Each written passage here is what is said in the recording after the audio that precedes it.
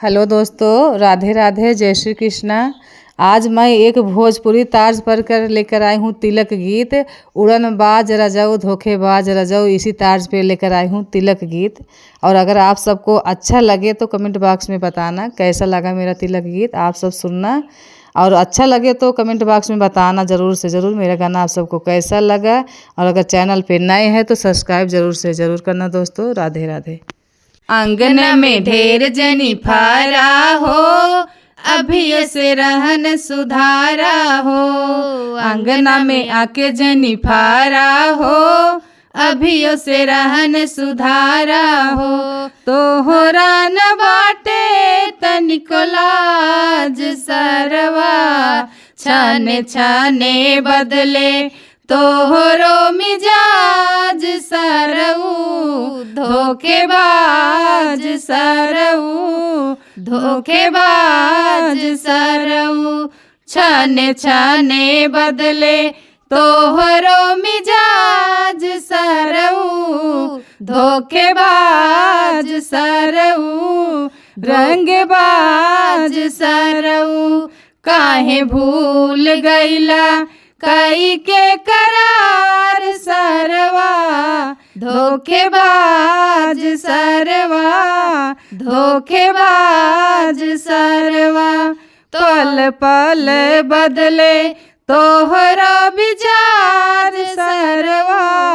धोखेबाज सरवा, धोखेबाज सरवा, गाँव घर के लोग आके भीड़ बरियार बा। खुशी के महाल बाटे आवा इंतजार बा।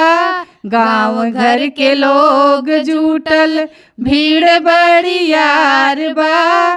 खुशी के महाल बाटे आवा इंतजार बा। काहे करत बाटा गरम मिजाज सरऊ, धोखेबाज सरऊ, काहे करत बाटा गरम मिजाज सरऊ। धोखेबाज सरऊ, धोखेबाज सरऊ, छाने छाने बदले तोहरा विचार सरऊ। धोखेबाज सरऊ, बेईमान सरऊ, काहे भूल गईला कई के करार सरवा। धोखेबाज सरवा, बेईमान सरवा, कई के तू वादा काहे गईला भुलाई।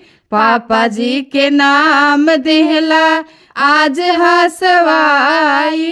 तोहर खुल गईले चौका पे राज सरवा। धोखेबाज सरवा, बेईमान सरवा, तोहर खुल गईले चौका पे राज सरवा। धोखेबाज सरवा, बेईमान सरवा, पल पल बदले तोहरा विमान सरवा। बेईमान सरवा, धोखेबाज सरवा, पल पल बदले तोहरा ईमान सरवा। धोखेबाज सरवा, बेईमान सरवा।